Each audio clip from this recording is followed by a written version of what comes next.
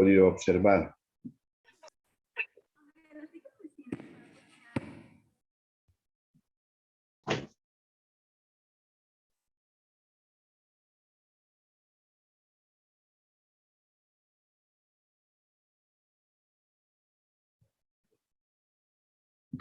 Bueno, repasemos este tema. Se trata de la fiebre hemorrágica boliviana. La fiebre hemorrágica boliviana, también conocida como mal del machuco o fiebre negra o fiebre de San Agustín, de San Joaquín, no de San Joaquín. Es una enfermedad, podríamos decir, casi homónima de lo que es la fiebre hemorrágica argentina, ¿no? Esta es una enfermedad que por primera vez se produjo un brote epidémico en el departamento del Beni, en la localidad de San Joaquín, ¿no es cierto? Ocurrió entre 1959 y 1962, ¿no es cierto? Y entre 1963 llegó un grupo de expertos americanos para investigar la presencia de la enfermedad. Y en 1964 se logró ya controlar la enfermedad. Esta enfermedad tiene aproximadamente una letalidad, es decir, una tasa de mortalidad de aproximadamente un 30%, ¿no? En la actualidad en Bolivia, esta enfermedad no solamente está limitada a lo que es la región de San Joaquín, que queda en el departamento del Beni, sino también desde hace unos años atrás se ha podido identificar la presencia de esta enfermedad, ¿no es cierto? Y el vector de la enfermedad en el norte de La Paz y en el Chapare, ¿no? Con algunas pequeñas modificaciones esta del Chapare, de comportamiento un poco más particular. Entonces, podríamos decir que, sin lugar a dudas, que también está en una fase de diseminación de la enfermedad. Esta es una enfermedad, además de todo, endémica endémica y epidémica, es decir, se suele presentar en brotes, afortunadamente actualmente en pequeña escala. Está conceptuada, está englobada dentro de las enfermedades conocidas como los antropozoonosis. Es una enfermedad de etiología viral. Es el virus del machuco, el agente etiológico de la enfermedad. Y es transmitida, ¿no es cierto?, por los roedores, por las ratas, ¿no?, de la especie Calomis callosus. Esto no significa que es el único vector de la enfermedad, porque también se ha demostrado que es posible el contagio interhumano. Como les decía, es una enfermedad de etiología viral, es un virus que pertenece a la familia de los arenavirus, ¿no es cierto? Fue descrito por primera vez el 18 de mayo de 1963, ¿no es cierto? Es un virus ARN, es decir, tiene su composición genética el ácido ribonucleico. Se caracteriza porque es lábil a la temperatura ambiente, tiene la forma de granos de café, es espiculado, ¿no es cierto?, y en su contextura tiene una doble capa lipídica que le da cierta especie de resistencia. De este mismo tipo de virus existen 8 especies.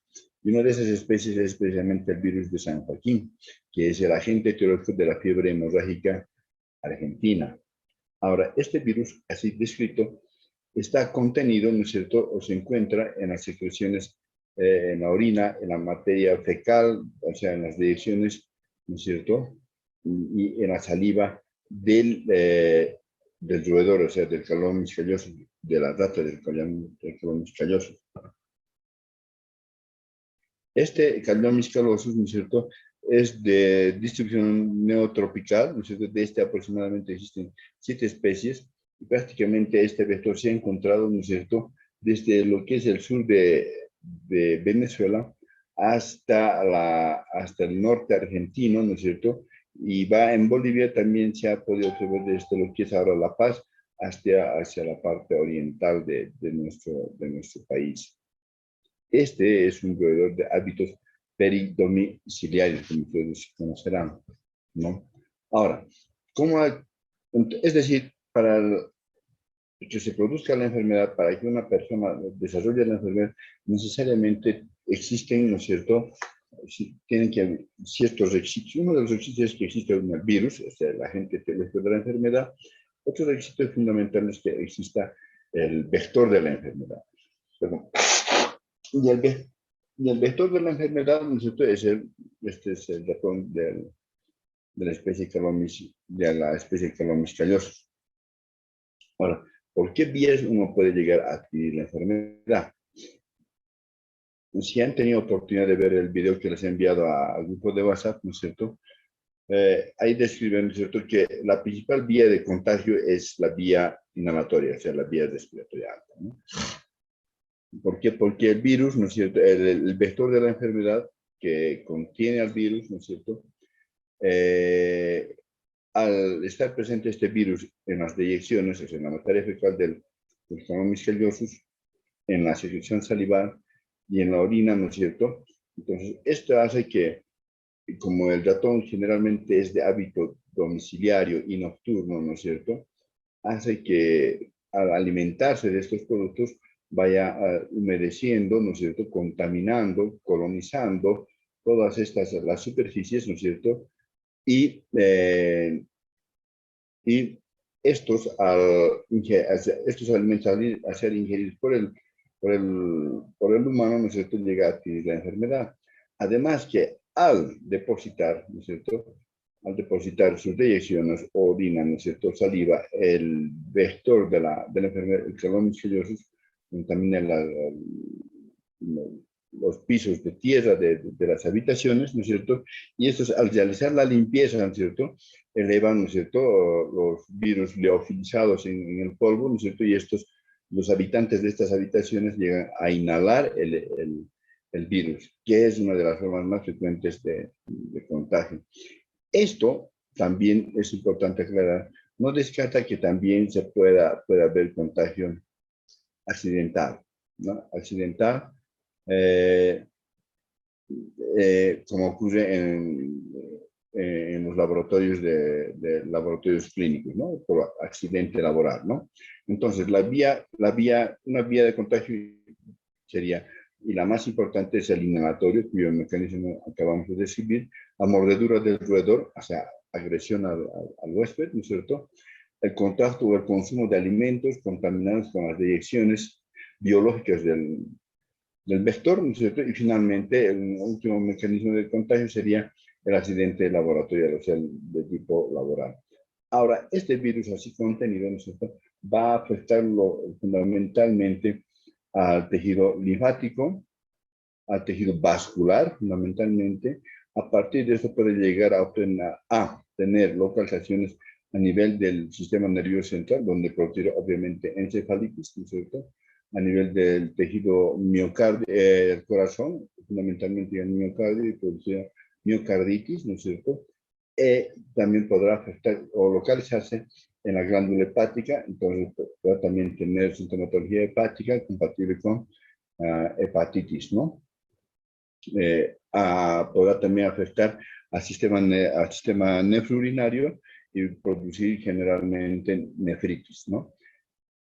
Pero, sin embargo, les recalco que el segmento anatómico, tejido más afectado por este virus, que es conocido como el virus del machupo, esto en honor al, al, al río que pasa por la orilla del pueblo de San Joaquín, ¿no?, que se llama Machupo, ¿no?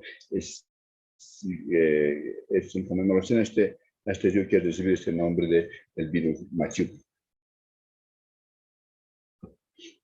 ¿no? Entonces, ahora, una vez que uno ha adquirido el inóculo del virus, ¿no es cierto?, esta actúa por citotoxicidad, ¿no es cierto?, lo que va a producir aumento de la permeabilidad capilar, ¿no es cierto?, y un incremento en la producción de interferón, ¿no es cierto?, y complejos inmunes. Esto va a producir una gran fragilidad capilar, y va a producir una gran sangrados, ¿no es cierto?, como parte de la sintomatología, pero no va a producir una coagulación intravascular diseminada. Esto es importante, ¿no? A pesar de que sí también afecta al tejido hematopoyético y fundamentalmente al tiempo de coagulación, ¿no es cierto? Al tiempo de coagulación y al tiempo de sangría, ¿no? El periodo de incubación de esta enfermedad generalmente es entre 7 a 14 días. Generalmente es oligosintomático, suele presentarse como un simple estado gripal, es decir, mialgias, artralgias leves, además de elevaciones térmicas febrícula, ¿no? Fundamentalmente. Pero ya en el periodo de estado, o también conocido con el nombre de periodo febril agudo, ¿no es cierto?, que dura aproximadamente, o se extiende aproximadamente por 7 días, es donde el paciente va a tener una alza térmica importante, fiebre, ¿no es cierto?, fiebre que es de presentación indistinta en cualquier horario del día, ¿no es cierto?, que es intensa, acompañada fundamentalmente de escalofríos, ¿no es cierto?, mialgias, artralgias, fundamentalmente localizadas con preferencia a nivel de la columna vertebral dorso-lumbar, fundamentalmente, es decir, va a presentar muy frecuentemente estos pacientes van a evolucionar con lumbalgia, ¿no? Severa, intensa, ¿no? Además de otros síntomas como cefalea, ¿no es cierto?, mialgias, artralgias, como mencionamos.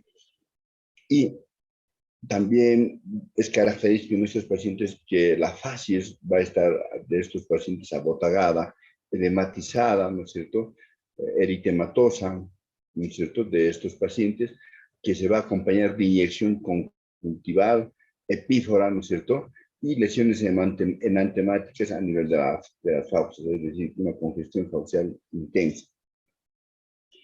Dentro de los síntomas neurológicos por afección del sistema nervioso central, obviamente lo que va a tener son movimientos involuntarios, incoordinados, delirios, confusión, hasta inclusive síndrome convulsivo y o coma del paciente. Esto por la meningoencefalitis que puede producir por la localización anómala del virus, ¿no? Además, a nivel cardiovascular, cuando afecta, puede presentarse insuficiencia cardíaca por miocarditis. Ustedes, como sabrán, por sus conocimientos de cardiología, las miocarditis generalmente uno de los más importantes y frecuentes síntomas es la elevación de la frecuencia cardíaca sin aparente causa, ¿no? Es decir, taquicardia, ¿no?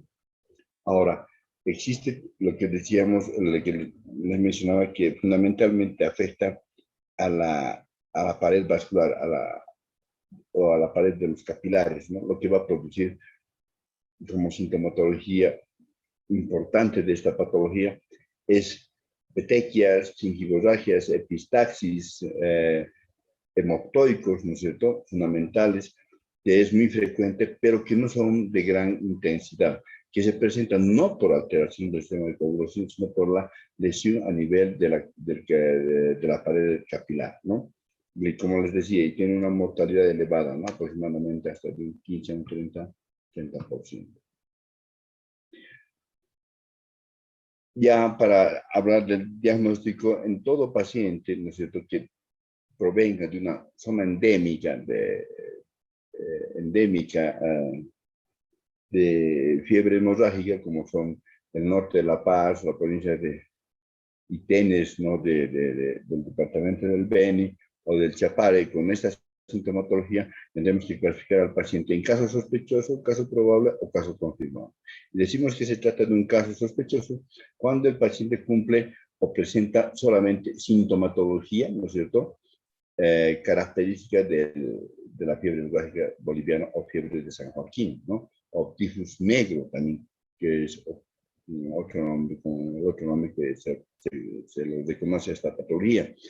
Decimos que se trata de un caso probable cuando el paciente presenta sintomatología de la patología, es decir, la fiebre hemorrágica de San Joaquín, ¿no es cierto?, más antecedentes epidemiológicos, es decir, procedencia o residencia en una región endémica para el tifus negro. Decimos que se trata de un caso confirmado cuando el paciente presenta sintomatología característica de la enfermedad, ¿no es cierto?, y la presencia del virus es confirmada a través de exámenes complementarios, como puede ser el PCR o la determinación de anticuerpos contra el virus del machuca, ¿no? Desde este punto de vista, nosotros tenemos que llegar a realizar el diagnóstico. Y el diagnóstico tiene 3 pilares fundamentales. Se basa fundamentalmente en que en la signo-sintomatología del paciente, ¿no es cierto? Y el antecedente epidemiológico, es decir, la presencia de otros casos similares, ¿no es cierto? O la residencia o procedencia de una zona endémica de esta enfermedad, ¿no es cierto? Entonces, el diagnóstico se basa en esos dos pilares fundamentales. Ahora, este paciente que tenga estos dos antecedentes, siempre en los primeros casos se tienen que realizar ¿qué? La confirmación de estos casos, ¿no? Y eso debemos realizar a través de exámenes complementarios, ¿no? De exámenes complementarios. Los exámenes complementarios generales son vagos como cualquier otra enfermedad de etiología viral. Sin embargo, los exámenes complementarios específicos, es decir, que determinan la presencia del material genético del virus o la presencia de anticuerpos contra los antígenos del virus, son la base fundamental del diagnóstico. Desde ese punto tenemos dos pruebas que solicitar. Reacción en cadena de la polimerasa en tiempo real para fiebre hemorrágica boliviana o fiebre de San Joaquín o tifus negro, ¿no es cierto? Y la solicitud de serología, ¿no? El ISAS, ¿no? Para determinar la presencia de IgG, IgM o IgG, ¿no? IgM de presencia del M en la fase aguda de la enfermedad o IgG para la fase crónica o subaguda de la enfermedad, ¿no? Con esa tecnología sí contamos en nuestro medio en Bolivia, ¿no? Y está al alcance de, de, de cualquier paciente, porque estos son pruebas gratuitas que las costea el Estado, el Ministerio de Salud, ¿no? Ahora, el tratamiento. Al tratarse de una enfermedad viral, el tratamiento es solamente sintomático, ¿no? Entonces, ¿qué tenemos? El tratamiento sintomático en la fase inicial está compuesta por tratamiento de reposo, ¿no es cierto? Es decir, donde tendremos que tratar que el estado febril del paciente, ¿no es cierto? Y una adecuada hidratación del paciente. Hidratación que podría ser de acuerdo al grado de severidad de la enfermedad por vía oral o por vía parenteral endovenosa, ¿no? En ese caso, el paciente tendrá que ser hospitalizado, ¿no?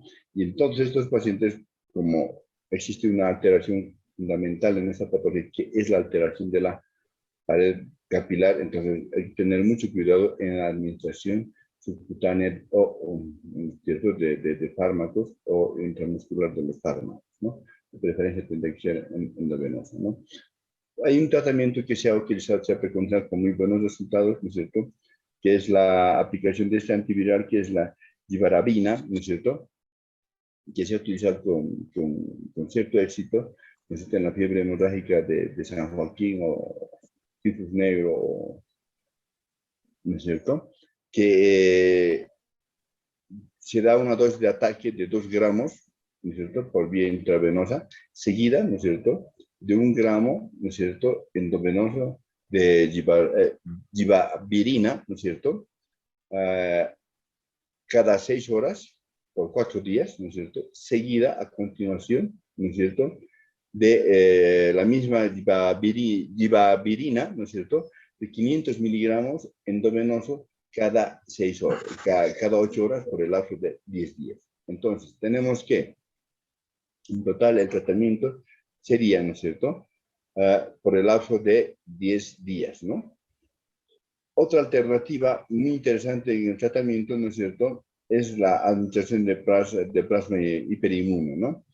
¿Cuánto se administra? Se suele administrar entre 3.000 a 400.000 unidades, ¿no? Por kilogramo de peso. Pero en este caso, tener cuidado que la prescripción y administración de este plasma hiperinmune, ¿no es cierto?, o inmune, ¿no es cierto?, tiene que ser máximo hasta el 8º día después de iniciar el cuadro clínico de la presencia del primer síntoma.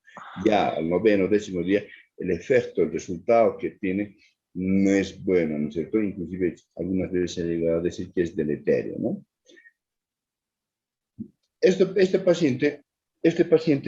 pacientes deben ser un cuadro clínico moderado severo, deben ser tratados en forma intrahospitalaria, ¿no? En forma intrahospitalaria, y deben ser agrupados en series de pacientes, ¿no es cierto? Y los pacientes que lleguen a evolucionar desfavorablemente, ¿no es cierto?, tendrán que pasar a una unidad de terapia intensiva, ¿no es cierto?, para que reciban la asistencia correspondiente con vasoactivos, transfusión de plasma fresco congelado, asistencia ventilatoria mecánica, ¿no es cierto? Ahora, la complicación más frecuente de esta enfermedad, ¿no es cierto?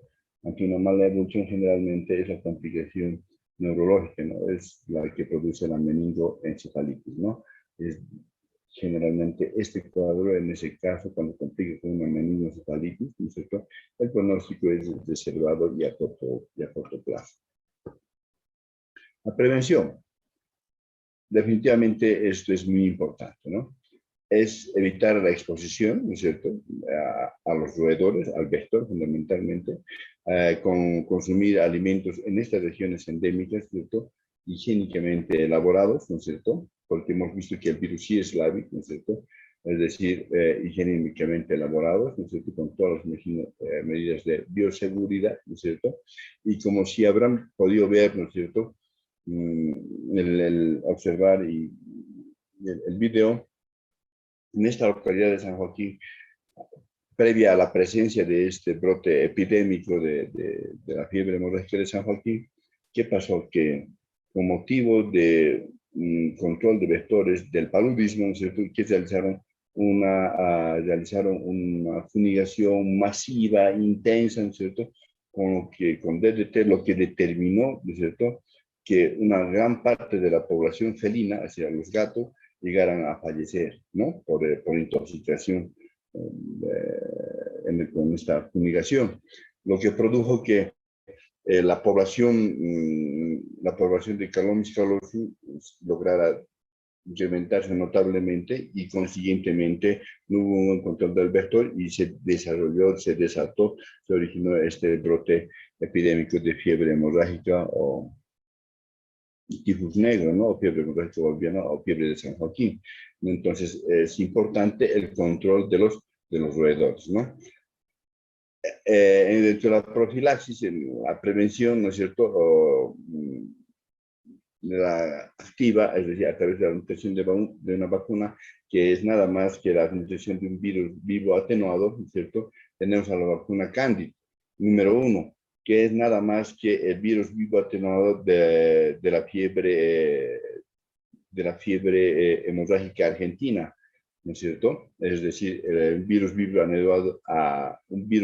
atenuado del virus Junín, que es el agente etiológico de la fiebre hemorrágica argentina, que ha demostrado, ¿no es cierto?, tener muy buenos resultados desde acción para la destrucción del virus de la fiebre hemorrágica boliviana, que es otro, que es el virus machuco, obviamente que ambos corresponden a la misma familia, ¿no? A la misma familia de los arenavirus, ¿no? Es un virus también ARN, ¿no? Y por ende es un buen método de prevención de la enfermedad. Jóvenes, si tuvieran alguna consulta, estoy a su entera disposición. Tienen la palabra. Bueno, si no tienen ninguna consulta, nos vemos mañana en la segunda clase de esta semana a las 4 de la tarde por este mismo medio y previamente les haré llegar el enlace para que pasen las clases. Muy buenas tardes, que tengan buen resto de jornada, jóvenes. Hasta luego. Muchas Muy gracias, buenas tardes. doctora. Hasta luego. Hasta luego.